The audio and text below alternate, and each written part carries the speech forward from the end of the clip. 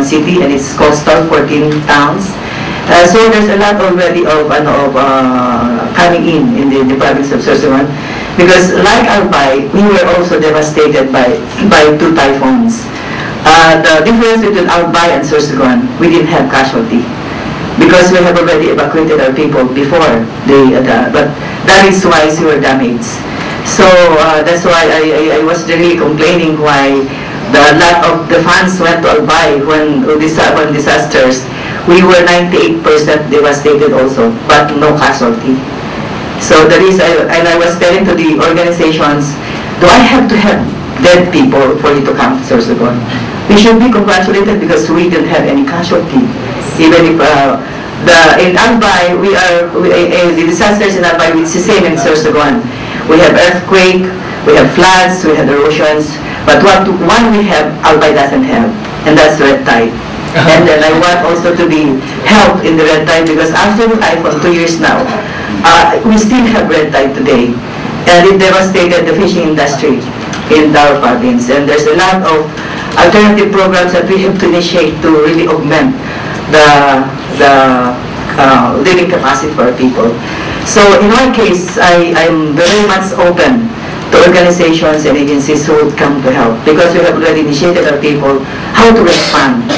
What is most important is the response of the stakeholders and the workers who are really very much aware now, because we started this already a long time ago. So I want really to avail. I'm here. I want to avail.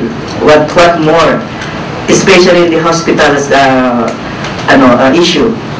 So that's the one that I would like to have. Thank you. Thank you. I think this is a very important step they have taken, and actually develop the gender code.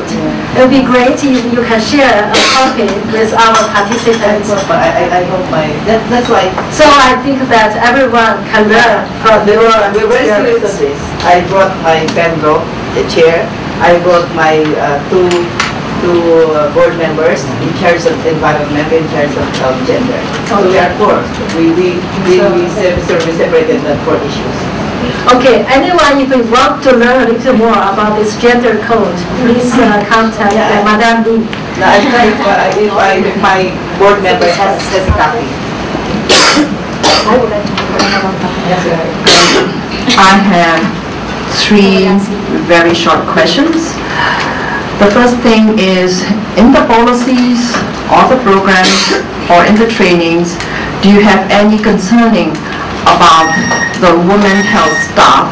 As you mentioned, mostly are women. And concerning with the social welfare or concerning with the coping distress after the disaster.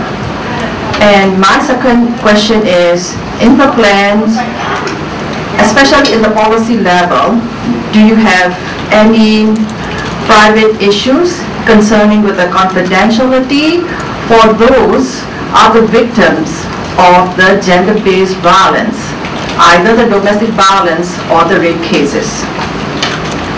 And my third question is, now we are talking about the hospital safety, but in our country, as a developing countries, and most of the people are residing in the rural area, those who cannot access to these big hospitals.